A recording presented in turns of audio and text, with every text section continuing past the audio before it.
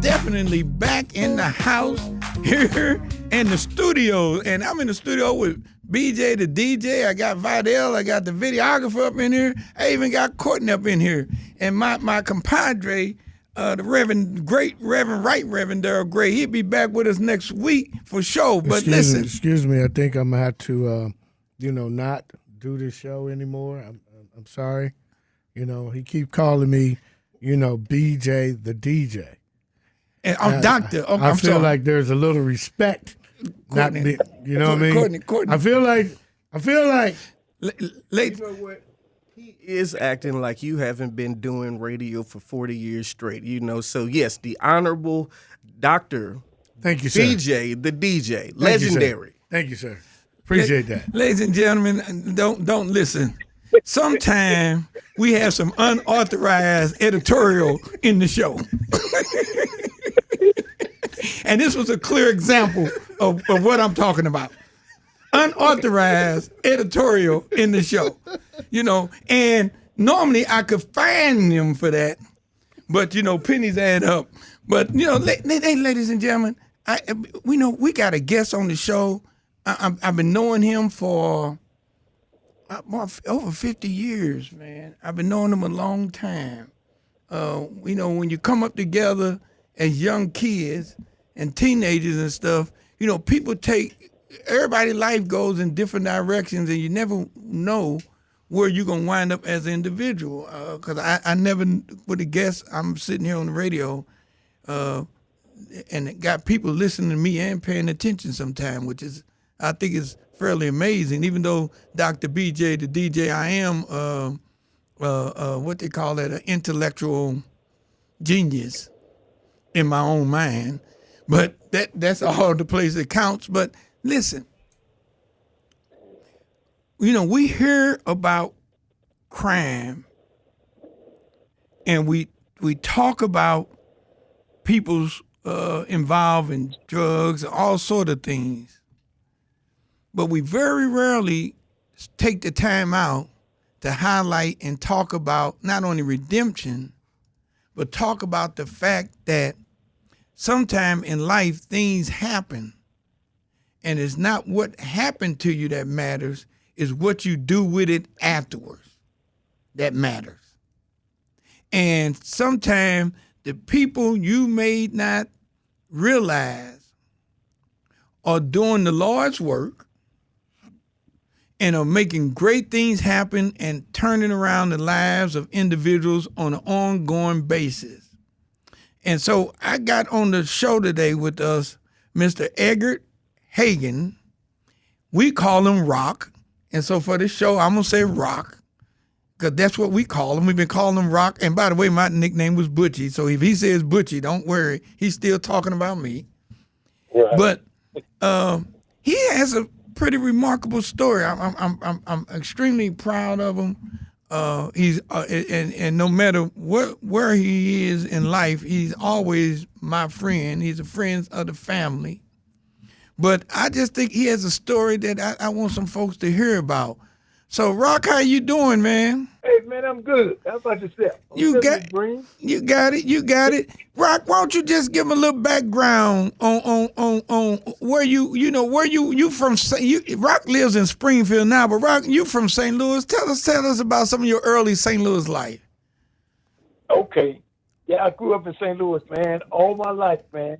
And I started at an early age, man. I started off shoplifting, started using drugs. My drug of choice was heroin. And my first incarceration was in 1976. So from 1976 to 1997, I've been in and out of the Department of Correction because I didn't know how to stop using drugs. And my story goes, when I run out of drugs, I started a life of crime. I started hustling. So I've been to prison 4 times. And the last time I went to prison, I went for a shoplifting case out in St. Louis County, misdemeanor charge, still a $63 jacket, and they enhanced my case to a Class C felony. And I was kind of forced to plead guilty to the 7-year sentence, which today I say that was the best sentence I've ever had out of the 4 that I have done. Because this time I qualified for long-term treatment. You know, like I said, I've been in and out of prison for years, man, and I would go to prison and still act like I was on the street. You know, I sold drugs in prison. I did all kind of things that I had to do to survive in prison. And so when I get out, I go back to the same lifestyle. But this time around, man, I was at the point in my life, man, that it's got to be a better way to life than this. You know, I have 7 children, and I've never been a father to them because I was always on drugs or in jail. You know, so this time going to prison, they sent me the long-term treatment where I got a chance to work on my problem, which was being an addict, you know. And I knew that recovery and stuff worked, but I just never really applied myself to the program because I always wanted to do it my way. I didn't want to stop using the drugs. I just wanted to stop going to jail. Yeah, So what you said, right? I heard that, bro. You know, and I tried to do it my way for 20-some years, man, and it just come to the terms that it don't work, you know. So this last time, man, I stayed in prison for 22 months, going back and forth to groups and meetings and all kind of stuff every day. And I was one of them guys, man, when it comes to talking about God, I fringed because I didn't know anything about God. I couldn't believe in something that I couldn't see. I didn't come from that kind of family. I didn't come from that kind of background. So when people started mentioning God, man, I would just kind of walk away because I didn't understand God. But the thing that I did understand within our program, which is a 12-step program, it talks about God as you understand it. You know, and in this program, it talks about honesty, open-minded, and willingness. It said, with these 3, you well on your way. Now, I've never been honest. I've always been closed-minded, and I was never willing to do anything different. That's why I spent so many years going in and out of prison. And so this time around, I start going to the program, start going to the meetings and listening with an open mind, and some things start making sense to me. You know, because I looked at my life, man, on me being in and out of prison, a lot of people around me that died, and also I'd have been shot 4 times in a drug-related robbery, and I'm still here. You know, so going through this lifestyle, and this last time, man, and I started even going to religious services because I didn't understand the God concept. You know, and I went to different services, man. And one Sunday, I went to a church service. I was in Ozarks Correctional Center my last time. And I went to a church service, and this man was in there preaching, and he said something, man, that brought tears to my eyes. I have 6 daughters and 1 son. The man said, when a man has daughters, and their daughters grow up, they look for the similarity in the men they get involved with like their father. And tears rolled down my face because my oldest daughter has 3 children. All 3 of them kids' father was in prison, along with me being in prison when I heard that statement. So some said in that service that kept me going back. That's the open-mindedness. So I kept going back to service, man. It seemed like every Sunday, this man was talking directly to me. So one Sunday, I decided to wait till everybody was leaving out and asked him, can I speak to him for a minute? And he said, yeah, come on in the office. And I asked him, did he know me? And he said, no, not really. He said, I know of you, rock, right? I said, yeah. I said, well, why is it every time that you preach, you're always looking at me? You know, and he said to me, he said, well, not intentionally. And he asked me, did I feel some kind of way? I said, yeah, like you singling me out. Like this man know me. This man ain't never seen me before in his life. And so he explained to me that there was something like the Holy Spirit, right? Which I didn't know what he was talking about. I'm like, okay, then, well, whatever. And I left on out the office, you know. But every Sunday I would go back, you know, because there was something said in that service that I was able to relate to, you know. And so with me doing this, sir, and I didn't know how to pray. I thought in order to pray, you had to know scriptures and all this kind of stuff. And like I said, I'm new at this. So I got a guy, he became my mentor, my spiritual mentor. And he and I were talking. I would ask him, hey, well, man, how do you pray? And he said, well, man, you pray. You talk to God like you talk, like me and you talk. And I just couldn't believe that. And he said, yeah, that's all you do. So now I started my praying process. And my prayer was a simple prayer because I have 4 other siblings, and all 5 of us were drug addicts. I just happened to be the worst out the 5. I'm the one always in and out of trouble, in and out the hospital, something always going on with me. And so I would pray a simple prayer. God, if you hear my prayer, clean my family up. That's it, and that's all. Hey, Rock, hold on 1 minute. I hate to stop you in the middle of that prayer, but hold on. We're going to come right back. We're going to take a quick break. We'll be right back, ladies and gentlemen, with more on Point Black. All right.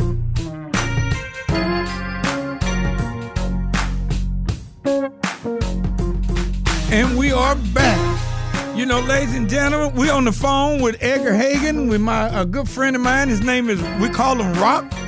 And Rock was just sharing with us a story. But Rock, you had me, you was telling, you said you had one simple prayer, and you're in prison. You are going through this 12-step process. You're getting off the drugs. You're trying to get your life together. You got the church service moved you. You start dealing with the minister, and you start asking your mentor about how to pray, because you said you didn't know how to pray, and he told you simple: talk to the Lord like you talk to him. And you say you had a simple prayer. I know we interrupt you in the middle of it, but let me hear that again. What was that prayer? Yes, I just prayed. I said, God, if you hear my prayer, clean my family up, because it's 5. I'm gonna have 5 children. All 5 of us are drug addicts, and I just happen to be the worst out of the 5. So 6 months down the line, that prayer that I asked for, I prayed, said the same prayer every day. One day I called home and spoke to my mother, and she had told me my oldest brother had went in rehab. So with that happening, I'm thinking, oh, okay, that's just a coincidence. And so I kept on with the same prayer. A few months later, I called, spoke to my mother, because I always talk to my mother. And then my sister had went in rehab. So right then, I knew that I was connected with a power greater than myself, because my prayer was answered. And with that being said and done, it kept me on the mission to continue on the path that I was on. Okay? So I started going to church now on a regular basis, every Sunday, and even walking the yard and hanging with all the fellas, because it was quite a few friends up there. I kind of started associating with some guys that was different, because some of these guys still talking about what they're going to do this time when we get out. And we've been trying the same thing for the last 20-some years, and it never worked. So this time around, they say change people, places, and things. So I started changing the people I've associated myself with while I was in the prison, And so with me start doing that, guys start seeing the change in me and start showing me different respect, So I continued on going to the meetings and going to service, and now it's time for me to get out, which is supposed to have been in July. For some reason, the judge wouldn't sign my papers for me to get released, which I thank God today that he didn't, because if he didn't release me in July of 98, I would have came right back to St. Louis, and only God knows how I would have went from there. But I didn't get my papers signed until October. While I'm waiting on the judge to sign my papers, they had a speaker to come back to the prison to speak. Now, this guy here has been on the 10 most wanted list. He's been in and out of prison since the 60s. I've been knowing him 50-plus years. And he came back in with a church choir, and he was the guest speaker. And in our program, we were talking about some hope. And that's what I was looking for, some hope. So when he came back in and he shared his experience, strength, and hope, which I knew his story, I knew his lifestyle, my heart was touched. And with my heart being touched, I ended up following him coming to Springfield. So I paroled out October the 2nd of 1998. I came to Springfield, and I was homeless. I went to the Salvation Army. So the guy who's the prison chaplain, he came to Springfield and opened up the Harbor House program. And so I was one of the first crew that got out and came to Springfield and went through the Harbor House program. Now, I was 40-some years old, had never worked a job a year in my life, had never had an apartment, never paid bills, because I always lived with women or either my mother. And so this time around, I was learning about how to become responsible.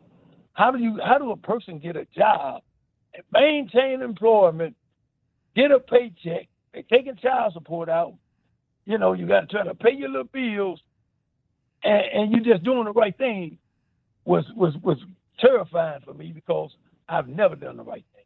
And knowing when I get a job and start taking child support, first thing I do, I quit. But I learned in recovery, man, that's part of my responsibility. So I was working at the turkey plant, and I stayed on my job for 4.5 years. Now, I've always been a hustler. So I come to Springfield, man, and the Springfield is really kind of behind. And so I was always good. And shoplifting, that was my thing. That's how I supported my habit. So when I got here and went out to the mall, they didn't have a whole lot of things that they have in the cities. So a friend of mine told me how to get my peddler license. I went and got my peddler license, and my oldest brother died from an overdose in 2000. My sister-in-law gave me a car, and I started selling clothes out the trunk of my car. And I did that for 3 years while I'm working at the turkey plant. So I did that for 3 years, and fast forward, today I have my own clothing store here in Springfield. What's it And not called? only What's the that- name of it? What's the name of that store? Rocks, hip-hop, dress-out fashion. I heard that. Yeah. And it was dress-out fashion because when I first started out, the institution I was at, guys, when they get ready to go home, because it was a work release program, a treatment program, but they had work release.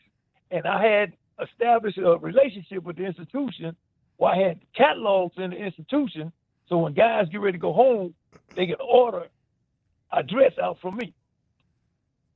So I would fill an order, send them some new up-to-date clothes to wear home. They send me a green check, and I did that for a couple of years, and until it started getting kind of slow, then I just kind of let it go.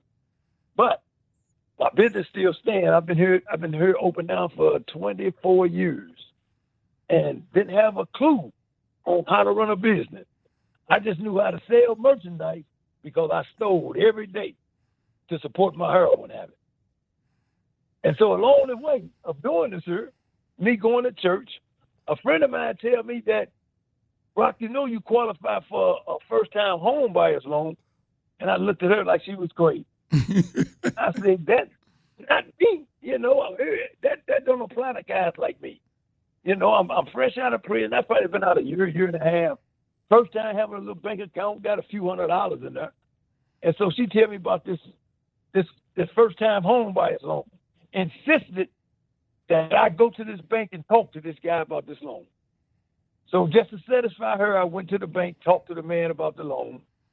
He got all these papers. We sitting here talking and blah, blah, blah. And I'm really not even paying any attention because I know I don't qualify for this.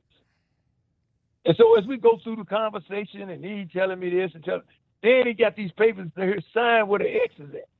Now it's a whole stack of papers. And he's saying sign, but I remember growing up, they say you don't never sign something before you read it.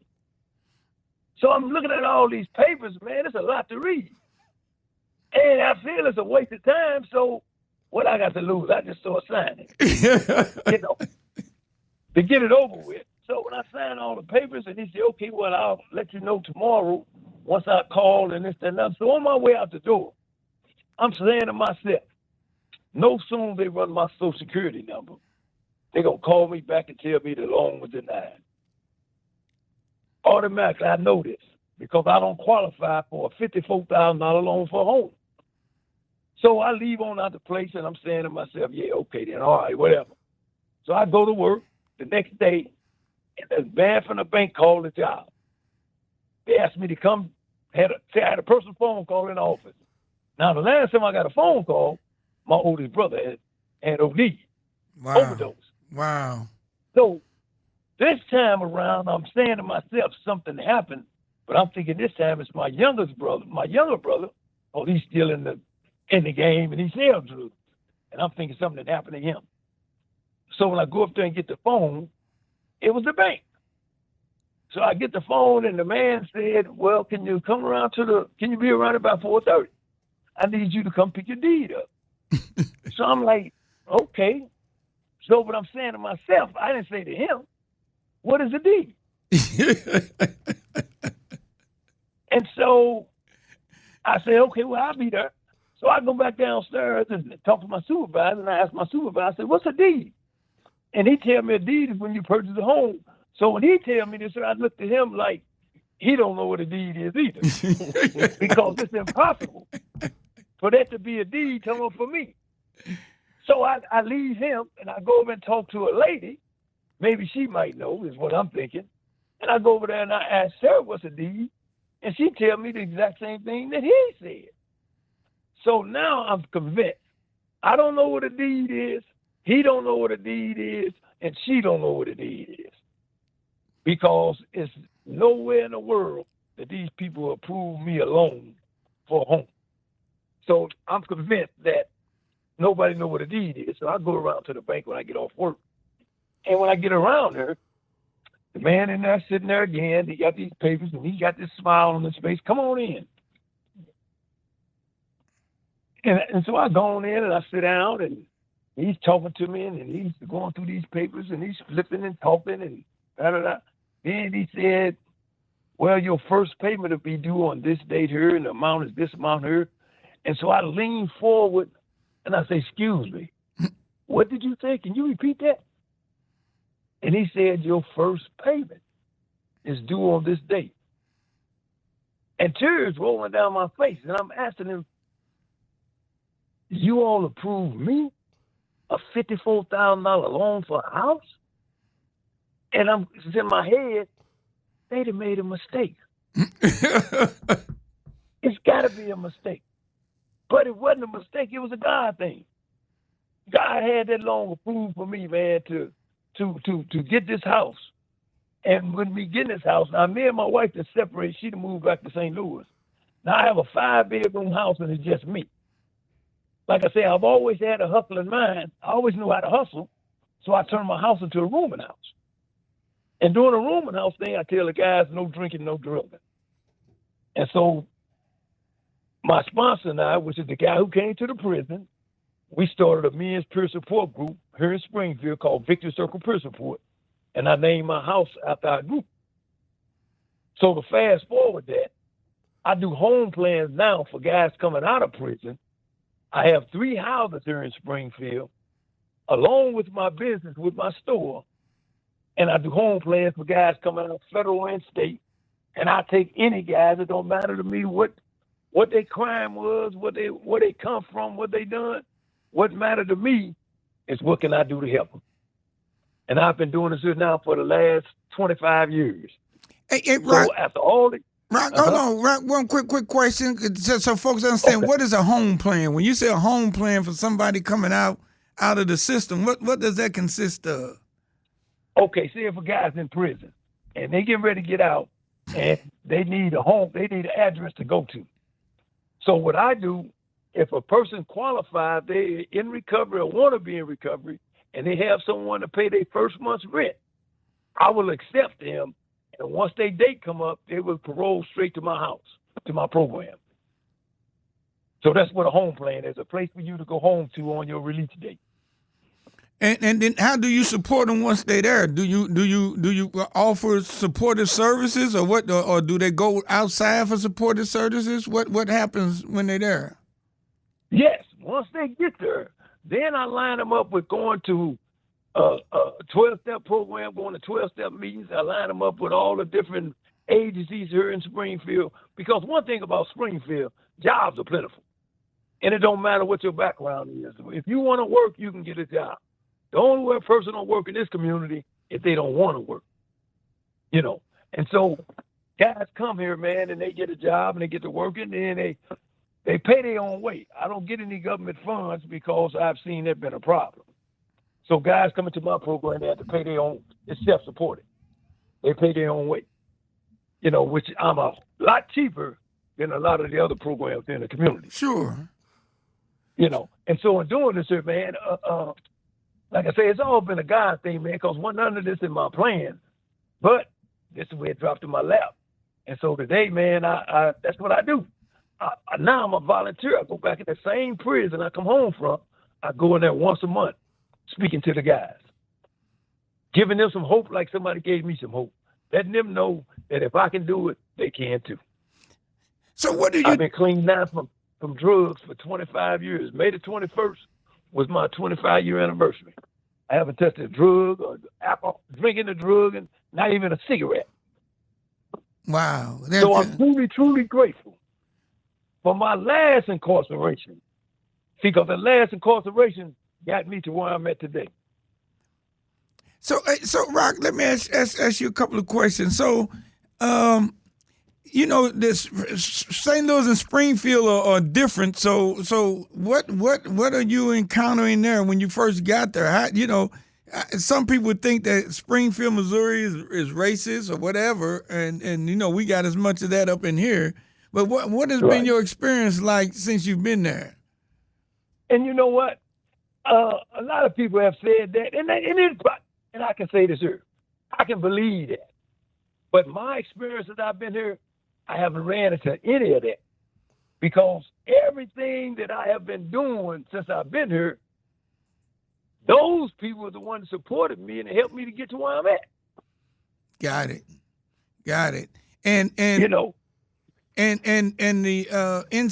while you were inside, what I know you talked about the minister and how it moved you and the things of that nature, but has this, and now you go back in there once a month, has the system changed at all, or is everything the same since you were in there 20-something years ago? No, it's a big difference now.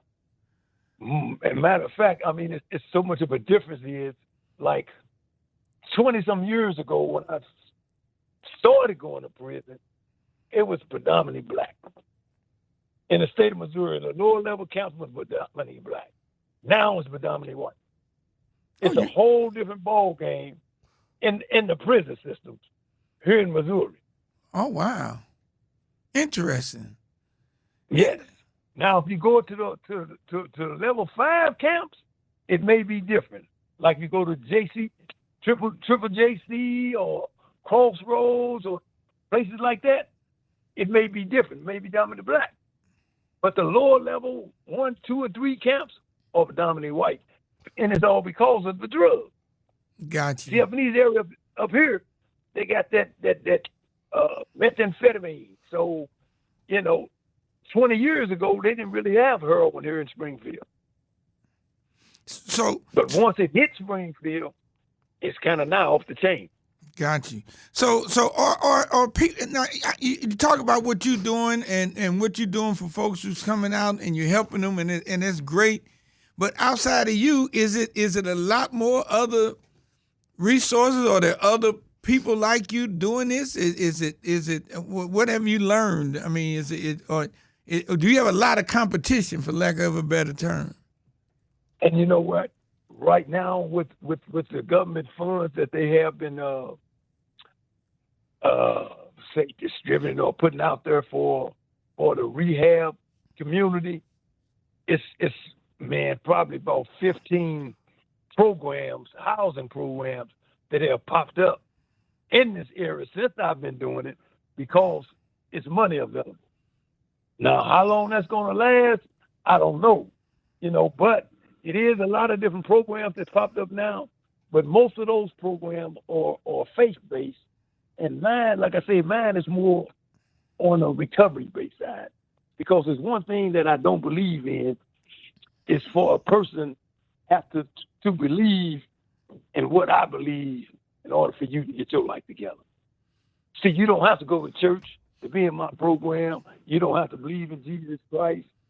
You don't have to do none of that. If you have a willingness that you want to learn how to live and stop using drugs, you qualify for my program. Got it. See, I want, a lot of these programs right now are faith-based. So if a person ain't practicing Christianity, they won't accept them. If a person is a violent offender, they don't want to accept them. and I'm not that guy. I want to accept anybody because if I'm doing God's will, how can I pick and choose who God sent for me to help? I heard If that. this man is a sex offender and he wants some help, how can I turn him away? I look at it, that's who God sent for me to help. So And that's one of the things I learned in my program. let me ask you this: some of the ones you got coming out and you work with, or what about age wise? Are they coming in younger, and are they what is it looking like the population wise? Well, the youngest guy that I have in my program, I must say he is 24. The oldest gentleman I have in there is 81. He just did 40 years in prison. Wow, 81. 81. 40 years in. Yes. Hold on, Rock. We're going to take a quick break. We'll be back with more on Point Black. Okay.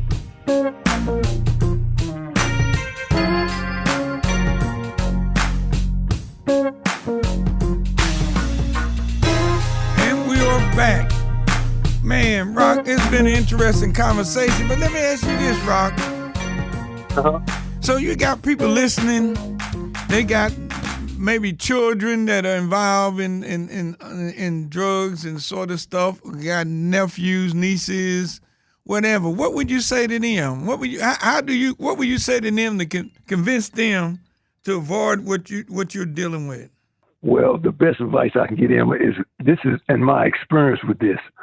My oldest daughter, who I spoke about, that had the 3 children that was on drugs, she died from an overdose in March of 19. My daughter died from overdose. My son come home from prison after 16 years, and he died in 30 days from an overdose. So one of the things that I have learned from experience is it can be our loved ones, it can be family members, it can be whoever. One thing about it, we can't make a person stop using. A person has to get to that point in their life where they want to do something different, and we can help them. But for us trying to make them stop doing it or tell them can't do this, it just don't work. And one of the things that we talk about in the program, it says when the pain is great enough, then you become willing to do something different. In my experience, it took me 25 years going in and out of prison. I got shot 4 times in a drug-related robbery. I've been in car accidents. I've been in shootouts, and I've seen a lot of people die. And it was just that last time that I got to the point where I'm ready to do something different. And God appeared and gave me a program, and here I am. And so, but let me ask you this: is it something that we should be doing as a community to maybe help deal with this situation? You think that's not happening? Is it, or are we as a community, are we just ignoring it? It is a lot of things going on in the community, but I don't think it's so much being publicized like it should be, because help is available. I do know that, especially in the St. Louis area, because I have a lot of social friends that's involved in helping in the community. Now, how do they find them? How do they get to them? Well, most of them court system, because most of the people that come that gets into this here either got in trouble, on probation, on parole. So the court system is mainly the best way about going. You breaking probation up? and parole officers. Oh, okay. Can you hear me now? Yeah. Go ahead. Yeah, probation and parole officers, judges, because they have drug court, and drug court normally send men and women to different programs, different inpatient, outpatient treatment programs. Because everybody don't need to go into an inpatient program. Some can do it from the outpatient. It's according to how long they've been involved with it. And the other thing is you got into business. So you actually jumped off and went into business for yourself. You sort of worked your way through it. Have you learned, how should I say this? Are there any tricks to the trade that folks need to understand that if they want to go into business, here's where they need to start? Well, what I've learned is first is come up with a plan. Once you come up with a plan, then you can kind of pursue it from there. But it's about taking baby steps. Because I get a lot of guys that come home, and once I tell them how things started for me, they want to start and they want to do and they want to do, but they don't want to start at the bottom. Got it. And you have to start at the bottom. Like I say, I started off selling T-shirts and caps. And then when my brother passed, then I had a car, so now I'm selling T-shirts and caps, and I'm mobile. I had to do that for 3 years before the storefront came open. Then once the storefront came open and someone was willing to help me, I didn't know how to open a cash register up. I got you. No, yeah. So you have to just make yourself available and ask for help. Got it. And I guess one of the questions that I really have is maybe a tough one, but I know you say you lost your son, you lost your daughter. What? Anything different you think you would have done that may have made a difference? And you know what? It's not, because I came to St. Louis and got my daughter and brought her up here, got her in the room, and she was living with me, so I was showing her what would work for me. That's the best that I can do. I can show you how it worked for me, but you have to put in the effort to make it work for you. Yeah, got it. And that's the point I was saying, that you can show a person how to do it, but they have to want to do it in order for it to be successful. And what about one thing about a person that's using, we can't make them stop. And what about your son? Same thing? Same thing. My son and I, we didn't ever have the father-son relationship. So I got a chance to see him one time after he come home. He got out on a Friday. He got out on a Wednesday. And that Friday, I went to St. Louis and picked him up, and we took him shopping, went to the steakhouse and ate, took him to a meeting up there at the Rock Church on Grand, introduced him to some people, and we hung out for a few hours. I'm off, so I see him in a couple of weeks. In a couple of weeks, he was dead. October the 2nd, November the 1st, he was dead from overdose. Wow. Interesting. And your other kids, how are they doing? My other children are doing good. They don't use drugs. I got a bunch of grandbabies, but they living their life. Got it. No. I hear you loud and clear. And Rocky, one thing you didn't talk about is your education background. Mm-hmm. And that was something, man. I dropped out of high school in the 10th grade, my sophomore year, and I turned to the street, But going to prison, I got my GED in prison. And that's kind of the only education that I really have. And that did that. Well, it seemed to be enough because you're doing pretty good. Right. I saw they had a feature in the Springfield newspaper talking about you. So you're a celebrity now, huh? Right. Well, listen, Rock. Hey, man, listen. We're gonna wrap up, man. But I appreciate the conversation. Definitely appreciate you willing to share all that information. I hope my listeners got some family members and stuff that can really benefit from the story, man. I appreciate you. I love you. Keep up the good work, and we'll be in touch, Rock. Okay. All right. Take care. Appreciate you, Bush. Take care, all man. Right. Bye-bye.